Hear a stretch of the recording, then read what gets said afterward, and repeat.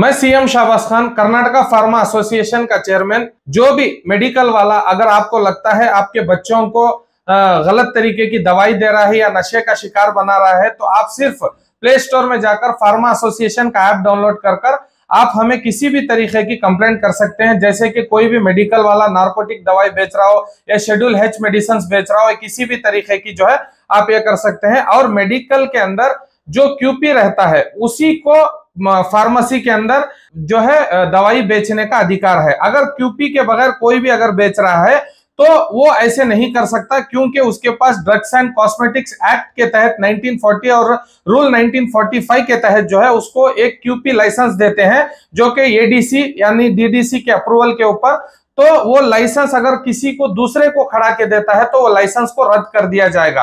और उसके पास जो है शॉप एंड एस्टेब्लिशमेंट एक्ट के तहत उसके पास लाइसेंस होना चाहिए। और कंज्यूमर प्रोटेक्शन एक्ट के तहत अगर किसी लड़के को या को खुद खड़के अगर मान लीजिए, देखिए सेंट्रल गवर्नमेंट का एक आदेश है कि गोलियों के पीछे क्यूआर कोड स्कैनर होना जरूरी है। अगर ये क्यूआर स्कैनर नहीं है तो समझ लीजिए वो मेडिसिन जो है फेक है। इसी तरीके से अगर वो डी फार्मा पढ़ के नहीं है, मेडिसिन आपको दे रहा है, तो वो फेक फार्मासिस्ट है। और ये इलाहाबाद कोर्ट के अंदर भी पीआईएल के अंदर बताया गया है। सुप्रीम कोर्ट ने अपने आदेश दिया है कि ये फार्मा काउंसिल की वजह से फार्मा काउंसिल को यह आदेश दिया है कि अगर कहीं पर भी अगर डी फार्मा के बगैर कोई भी मेडिसिन बेचता है तो उसको जेल जाना पड़ेगा। और हम जिस भी मेडिकल को हाथ डालेंगे उसका सबसे पहले तो हम उसका मेडिकल का लाइसेंस रद्द कराएंगे क्यूपी का, और दोबारा वो क्यूपी कहीं पर भी अपना लाइसेंस नहीं अटैच कर सकता। और दूसरी बात है कि उस मेडिकल को सीज कर दिया जाएगा। आप लोगों की जान के साथ, हेल्थ के साथ नहीं खेल सकते। ये गंभीर आरोप लगेगा उस पर। कोई भी अगर मेडिकल का ओनर मान लीजिए वो अगर ऐसा करता है तो बिल्कुल ऐसा करना नहीं चाहिए। इसके लिए हमने रोक लगाने के लिए आपको हमने एक इंफॉर्मेशन देने के लिए ये वीडियो बनाया है कि आप फार्मा एसोसिएशन ऐप डाउनलोड कीजिए, किसी भी तरीके की कंप्लेंट को रजिस्टर करवाइए। हमने रजिस्टर बॉक्स भी रखा है, और कहीं पर भी आपको पता चलता है टेपेंडाडॉल जैसी गोलियां या शेड्यूल एच या नार्कोटिक ड्रग्स वगैरह यहाँ पर बिक रहा है, तो कई मेडिकल वाले क्या किए हैं, बाजू में जो है क्लिनिक खोल लेते हैं और उस डॉक्टर से प्रिस्क्रिप्शन लिखवा के बाजू में ही बिजनेस करने लग जाते हैं और छोटे छोटे लड़कों को खड़ा देते हैं।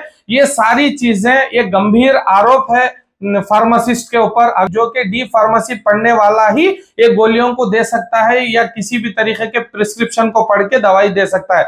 अगर बिना प्रिस्क्रिप्शन के बिना आप दे रहे हो तो आप इलीगल एक्टिविटीज को अंजाम दे रहे हो और ये कानूनन जुर्म है। और फेक फार्मासिस्ट कहलाने के आप पूरी तरीके से लायक हो। जिसी भी हम फार्मेसी में घुसेंगे वो सारी तरीके से वो फार्मेसी सील कर देंगे और वहां के एडीसी को भी इन्फॉर्म करेंगे और डीडीसी को भी इन्फॉर्म करेंगे। इनको हमेशा की तरह भ्रष्टाचार करते हुए 5,000 10,000 लेके आपके मेडिकल को चलाने का आदेश बिल्कुल भी नहीं दूंगा जब तक मैं इस एसोसिएशन का चेयरमैन बना रहूंगा।